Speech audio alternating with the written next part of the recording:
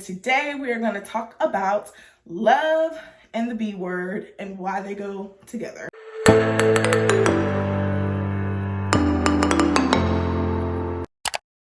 So yes, we are going there. We are going to talk about why love and the B word go together. And don't strangle me, because the B word, none of y'all like it. We don't like it. And I know we don't like it because every year when it's time for the new year, everybody's making their New Year's resolutions and things. Especially this year, I saw an influx of it. Everybody was saying, I'm setting boundaries this year. I'm going to tell people no, and I'm not going to explain myself. I'm going to tell people no because no is a complete sentence. Y'all are setting boundaries out the wazoo. And I'm just like, yes, girl, yes, sir. You better set those boundaries, okay? But then I'm like, you older than me.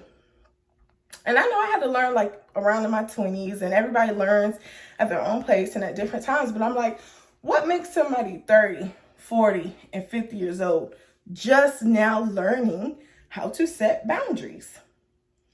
And so I'm just thinking, maybe what can we do? Because we're learning now, right? But what can we do for the next generation that these type of mental hangups aren't what's having them stuck in life? It's not what's fueling poor relationships, right? They need to learn how to set boundaries. So many of us are in terrible relationships because our partner doesn't know how to set boundaries. They won't stay out of your phone. They don't know how to respect anybody's boundaries.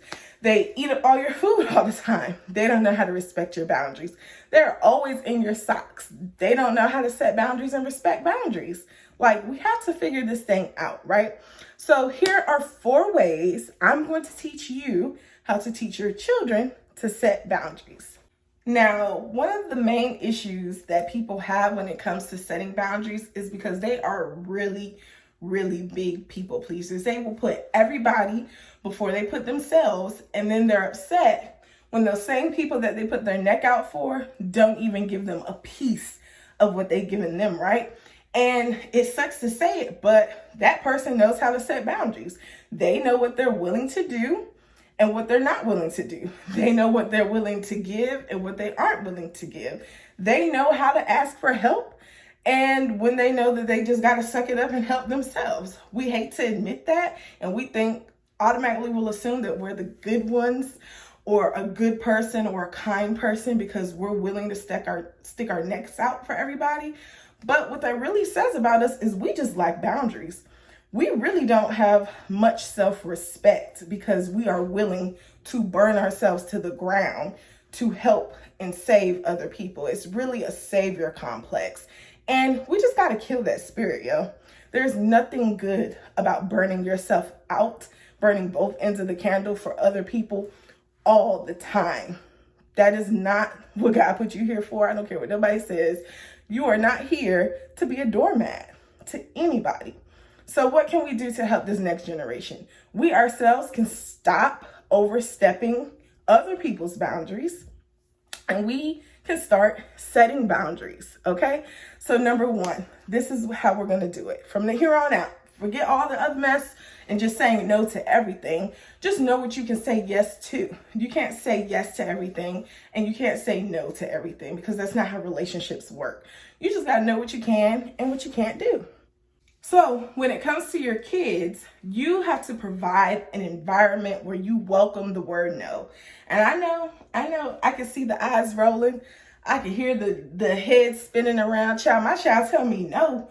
They can't tell me no, but why not? How do you expect them when they're underage and somebody is asking for their body or just money or anything like that to tell them no when they can't practice with you? You are the practice ground for the real world. They have to learn to be able to tell you no if you want them to tell Daquan and Sheila no. You don't want nobody using your baby. They need to learn how to say no, and it starts with you. Provide an environment where they can say no. Don't be afraid to do practice rounds. Let's give an example. Say you have multiple children, 2 children. One's fairly older, 5 or 6. The other one maybe like 1 or 2. They have their own bedrooms. Your 5 or 6 year old may set a boundary. Mom, your baby is crazy.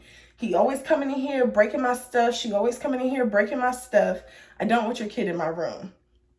Okay, they are setting a boundary. Are you going to respect it?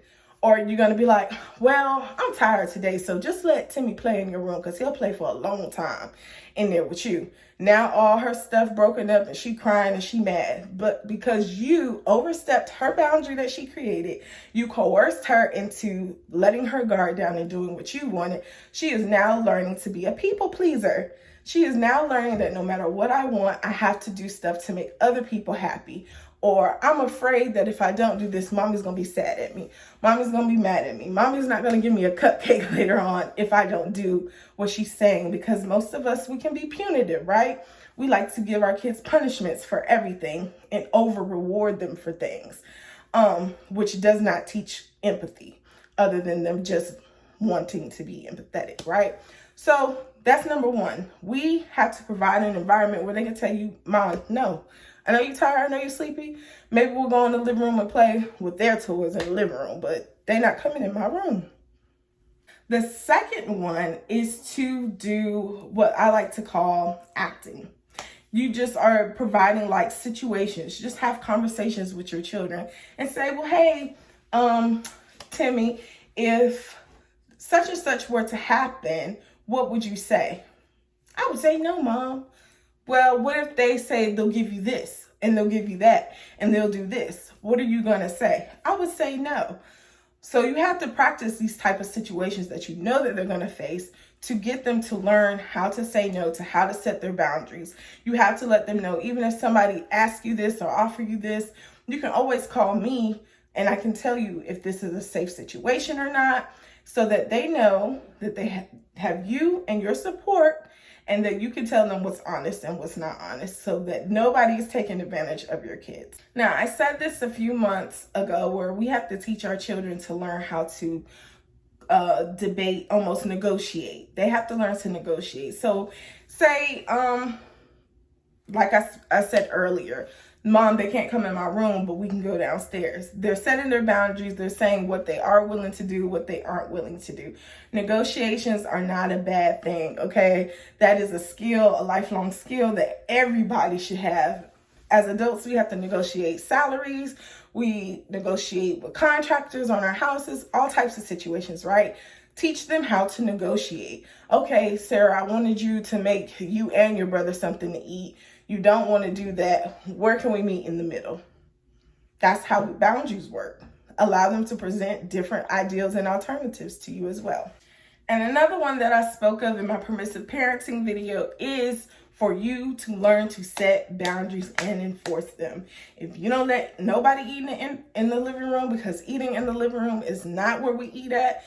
You don't eat in the living room. Dad don't eat in the living room. Grandma and them don't eat in the living room. Nobody eats in the living room.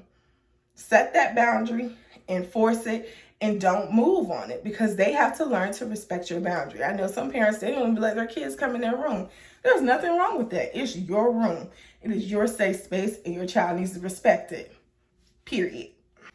So these are just 4 ways that you can teach your little one how to respect you, how to get those boundaries in place, and just how to live a cohesive and harmonious life with one another. It takes time. This is not, oh, I'm going to do this today and we all good. No, you need to learn to set boundaries. And a lot of parents have a hard time with setting these boundaries because they will feel like if I set boundaries with my child, they might feel unloved. And I genuinely don't want them to feel unloved. And that's just not true. They might be mad, but being mad is okay. You may not even like it when they set boundaries, but it's okay. You're the number one person that they love. You're the number one person that they can trust right now. So you are their practice ground. If you love them, you will empower your child to set boundaries with you. You will empower your child to set boundaries with their siblings, and make sure that their siblings and yourself and other family members respect them. Your child doesn't want to hug grandma because she smells funny. Sorry, Grams, change your perfume. I don't know what to tell you. Like, your child should have autonomy over their body and over their spaces that you give them, right? Let them set their boundaries. Respect their boundaries. You set your boundaries and make sure that they respect your boundaries as well. And this is how we shift a generation, guys. So with all that said, see you later. Hey everybody, I'm so happy to announce that I have just launched my emotions poster sets. These posters come with 16 emotions to help your little one identify exactly how they feel, as well as knowing what to do when they feel these really big emotions. And if you go to my website now, you can enter into a contest to win a free set by ordering one of those coloring sheets. Join the family.